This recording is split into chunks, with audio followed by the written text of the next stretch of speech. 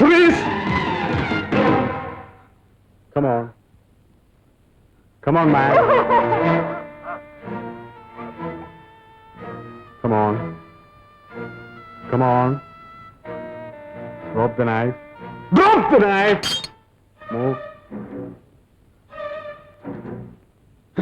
No.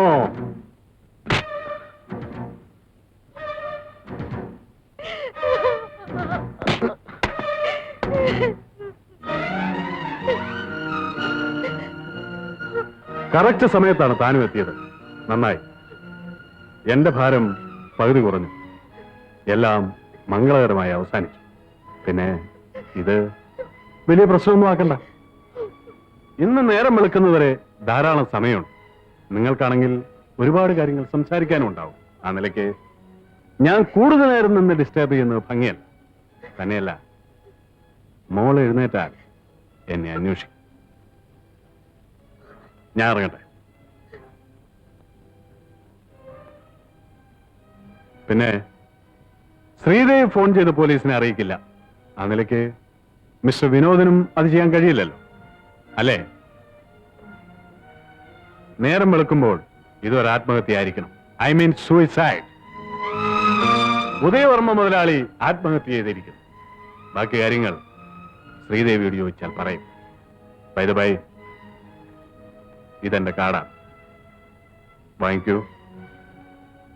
വല്ലപ്പോഴൊക്കെ വരണം. അല്ല, വരാതിരിക്കില്ലെന്ന് എനിക്കറിയാം. വരാതെ പറ്റില്ലല്ലോ. ആത്മഹത്യ മറക്കണ്ട. തോക്കി ഞാൻ കൊണ്ടുപോകുന്നില്ല. ഇത് നിങ്ങൾക്കൊരു സഹായമായിരിക്കും. ഇതിൽ 5 ബുള്ളറ്റ്സ് ബാലൻസ് ഉണ്ട്. ഇതിവിടെ ഇരിക്കട്ടെ. Then wish you happy new year.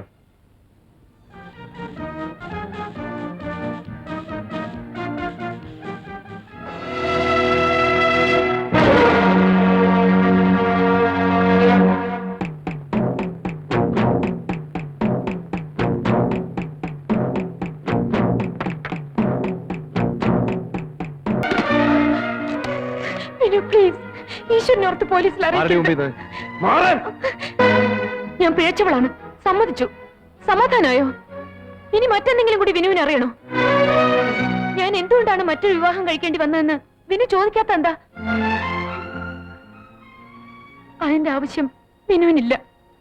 പക്ഷെ ഞാൻ മരിക്കുന്നതിന് മുമ്പ് വിനു അതറിയണം. ശ്രീദേവിയുടെ പൂർവ്വകാല ചരിത്രത്തെ പറ്റി എനിക്ക് കേൾക്കണമെന്നില്ല. അതെന്തു തന്നെ ആയാലും ഞാൻ അവളെ വിവാഹം കഴിച്ചോളാം. പിന്നെ അവളുടെ 2 സഹോദരിമാരെയും ഞാൻ വിവാഹം കഴിപ്പിച്ചയക്കാം. പിന്നെ ഇവിടെ നല്ലൊരു വീടും വെച്ചു തരാം. കൃഷ്ണപിള്ള ചേട്ടൻ ഇനി എന്താണ് ആലോചിക്കുന്നത്? എന്റെ മോളോടല്ലാതെ അച്ഛന് വേറെ ആരോടും പറയാനില്ല. പുര നിറഞ്ഞു നിൽക്കുന്ന നിന്റെ അനുജത്തിമാരുടെ ഭാവിയെങ്കിലും എന്റെ മോൾ ഓർക്കണം. ഇവരിങ്ങനെ നിൽക്കുമ്പോ ഞാൻ മരിച്ചാലും എന്റെ ആത്മാവിന് ശാന്തി കിട്ടില്ല മോളെ. ഞാൻ മോളുടെ കാലിൽ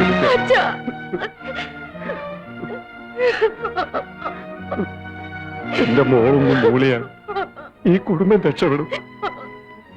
ഒന്നുമില്ലെങ്കിലും നിന്റെ ഈ അവസ്ഥ മനസ്സിലാക്കിയിട്ടും അദ്ദേഹം നിന്നെ വിവാഹം കഴിക്കാൻ തയ്യാറായല്ലോ. ഈശ്വരനെ കരുതി ഞങ്ങളെ രക്ഷിക്കും. രോഗിയായ അച്ഛന് നിങ്ങളെ കല്യാണം കഴിച്ചയക്കാൻ കഴിയുമെന്ന് പറയാൻ പറ്റില്ല മോളെ.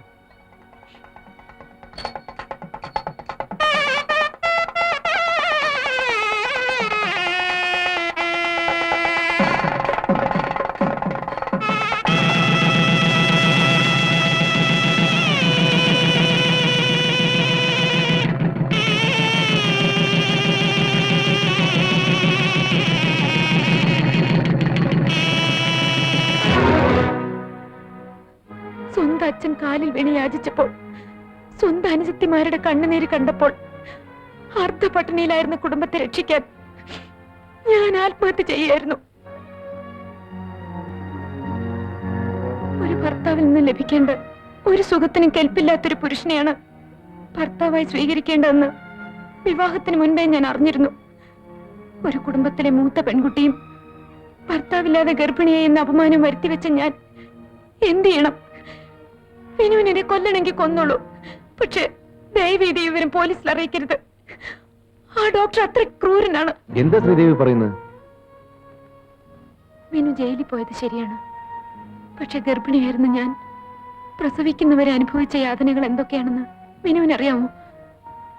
വിനുവിന്റെ കുഞ്ഞിനെ ഞാൻ കൊന്നില്ല, ഞാൻ നൊന്ത് പ്രസവിച്ചു.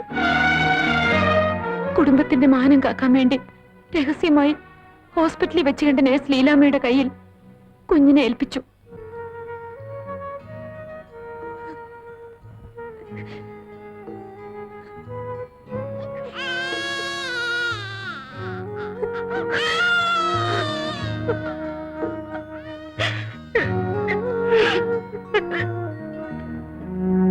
നമ്മുടെ കുഞ്ഞിന്ന് ഡോക്ടറുടെ കയ്യിലാണ്. അതെങ്ങനെ സംഭവിച്ചു എന്ന് എനിക്കറിയില്ല. അന്ന് മുതൽ അയാൾ എന്നെ ബ്ലാക്ക്മെയിൽ ചെയ്യാണ്. ഈ സംഭവം പോലീസിൽ അറിയിച്ചാൽ നമ്മുടെ കുഞ്ഞിനെ അയാൾ കൊന്നു കളയും. പ്ലീസ്, എന്റെ മോളെ രക്ഷിക്കൂ.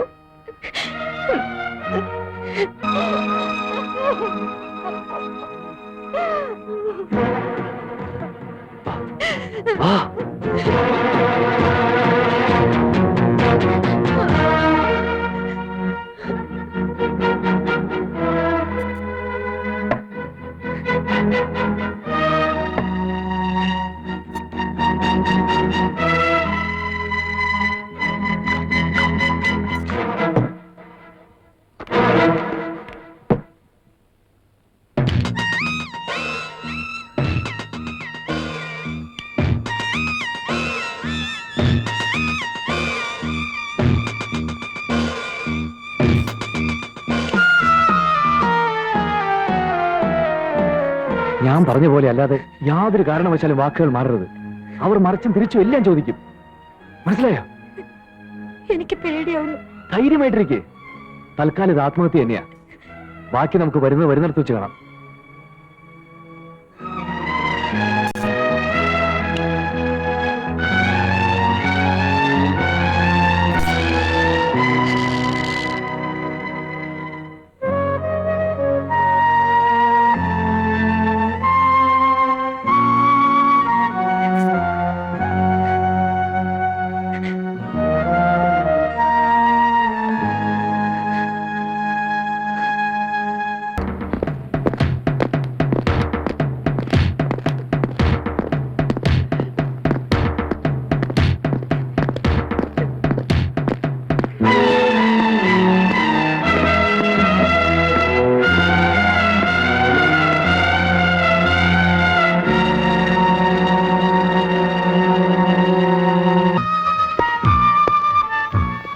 വരൂ.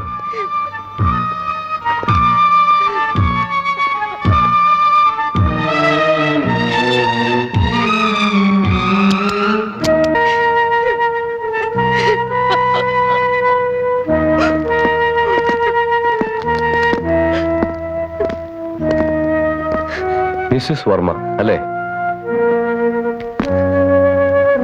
ഇരിക്കൂ.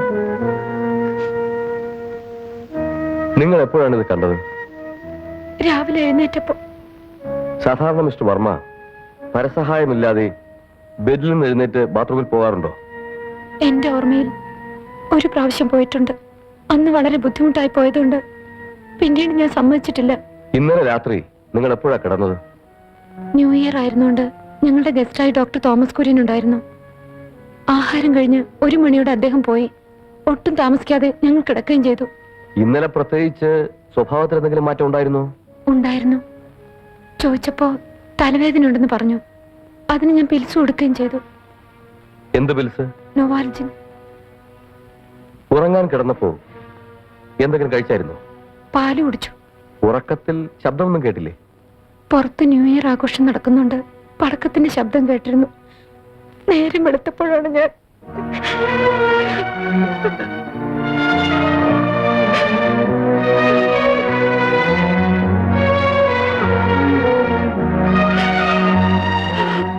ശരി, നിങ്ങളെപ്പം റിലാക്സ് ചെയ്യും.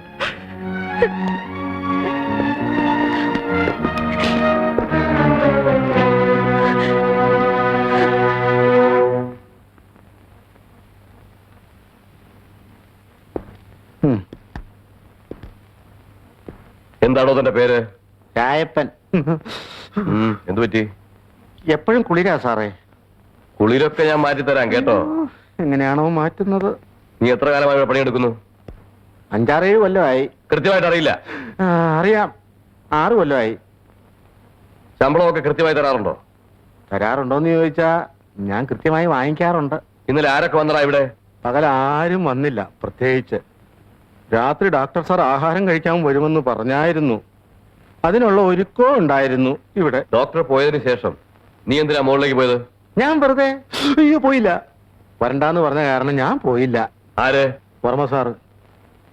രാവിലെ കൊച്ചമ്മയുടെ കരച്ചിൽ കേട്ടാ ഞാൻ എഴുന്നേറ്റത്. നിന്നെ കണ്ട ഒരു കള്ളന്റെ ലക്ഷണം ഉണ്ടല്ലോടാ. ഞാൻ കൊച്ചിലേ മുതൽ ഇങ്ങനെയാ. അയ്യോ.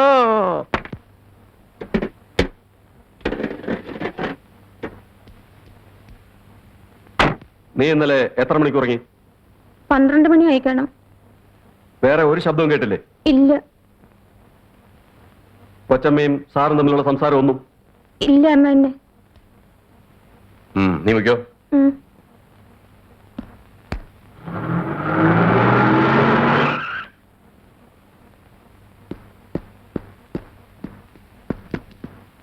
നിങ്ങൾ ആരാ?